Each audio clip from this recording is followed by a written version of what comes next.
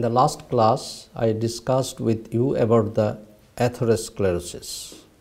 Today, I will discuss about the vasculitis. That means the inflammation of the blood vessels is called vasculitis. So, most cases affect the small vessels, mostly the arterioles to capillaries and venules.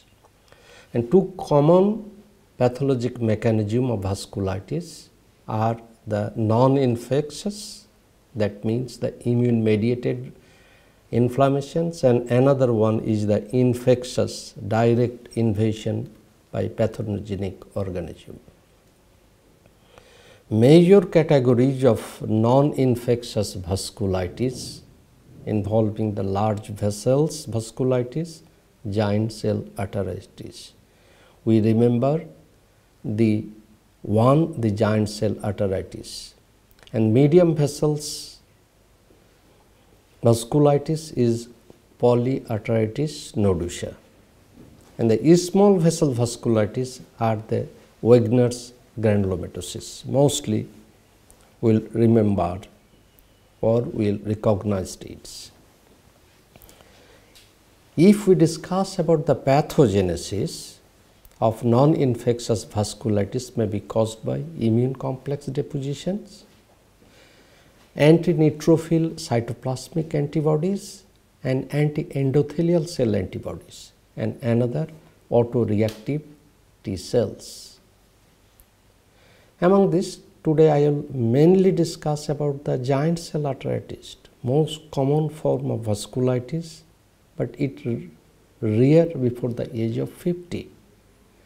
Throbbing pain and visual disturbances, especially in the temporal arteries, but also vertebral or ophthalmic vessels also occurs.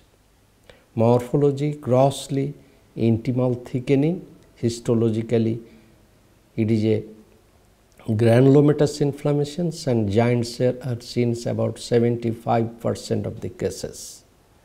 But these giant cell arteritis have a dramatic response with corticosteroids. In polyarteritis nodosa, vasculitis of the small or medium sized muscular arteries, typically involving the renal and visceral vessels. During acute phase, there is a transmural inflammation of the arterial walls with a mixed infiltrate of neutrophil, eosinophil, and mononuclear cells, accompanied by fibrinoid necrosis. Later, the acute inflammatory cells is replaced by fibrous thickening, and there is the luminal thrombosis also occurs. You can see the pictures of polyarteritis nodosa. There is a segmental fibrinoid necrosis, thrombotic occlusions of the lumen of this artery. Now, I want to discuss the two terms, aneurysm and dissections. Local abnormal dilatation of the vessels over the wall of the heart is called aneurysm. When it involves the artery, it is called aortic aneurysms. What are the causes of aortic aneurysm?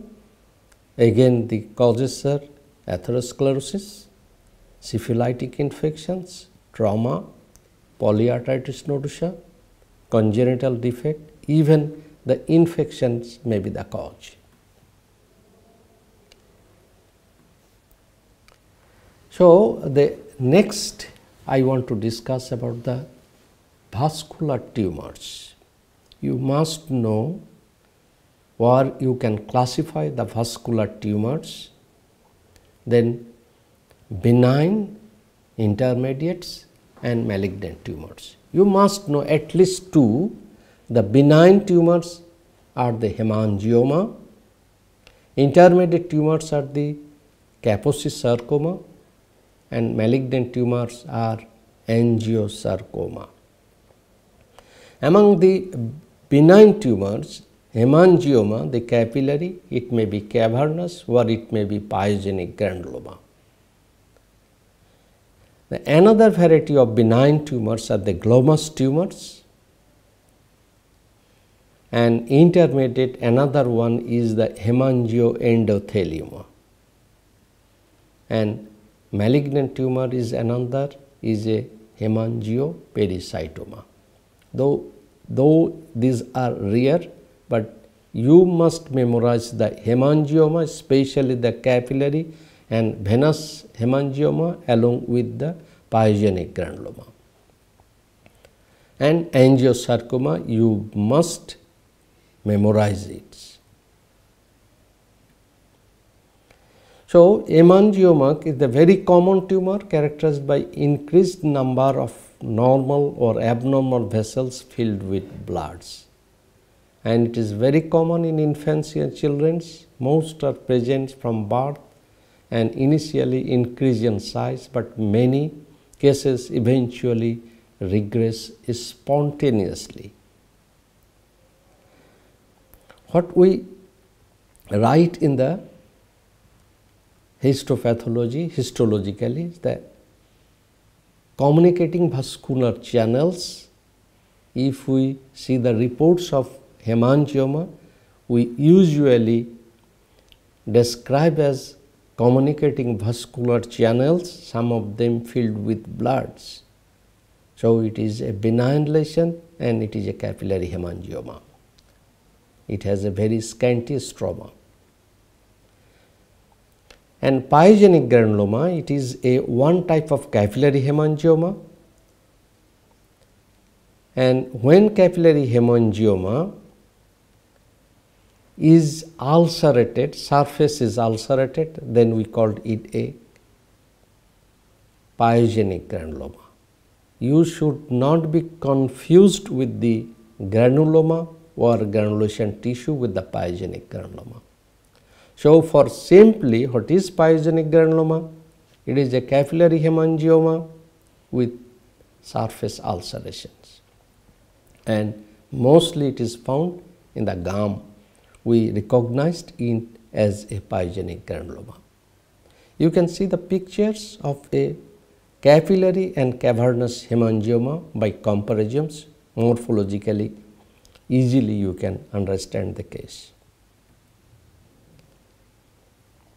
And if it is a hemangioma, it can be corrected efficiently. Now, I want to discuss about the lipid profile. It is very important to know, to follow up of a patient to prevent further complications of the vascular diseases or heart diseases.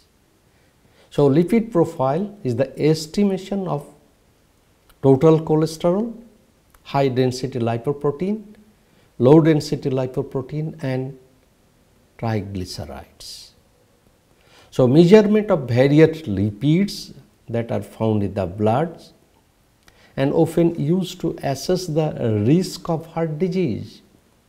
It is recommended that healthy adults with no other risk factors for heart disease should be tested fasting lipid profile once every 5 years. So, among these, triglyceride is also important. Triglyceride is a body storage form of fat and energy. Most TG found in the adipose tissue give energy in absence of carbohydrate. TG circulates in the blood to provide fuel for muscles to work.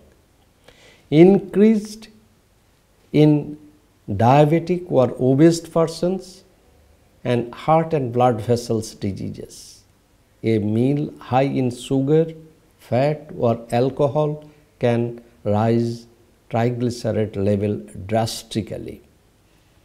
So, for measurement or for assessment of TG, that means the triglycerides, it must do after 12 hours of fastings.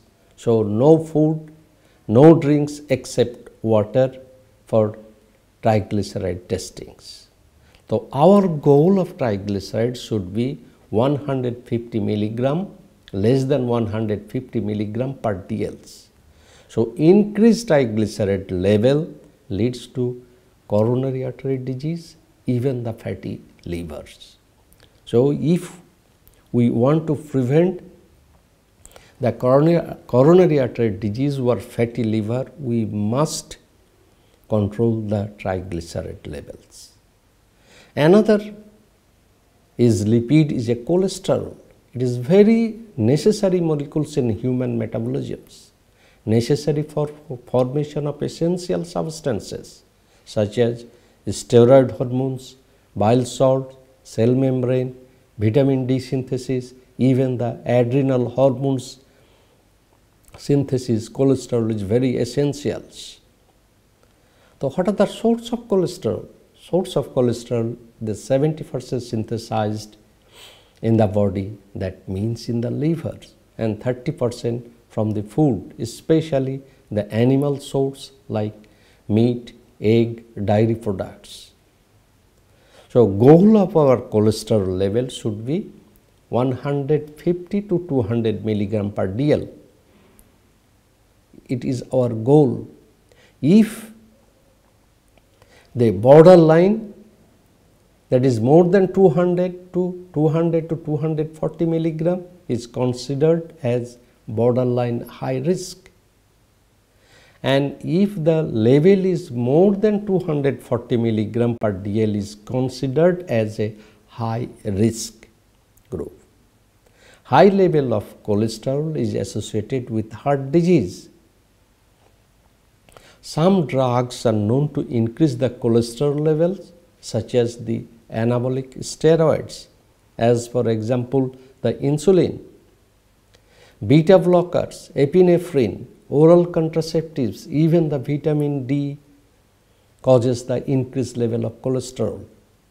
Cholesterol present in the blood in 3 forms.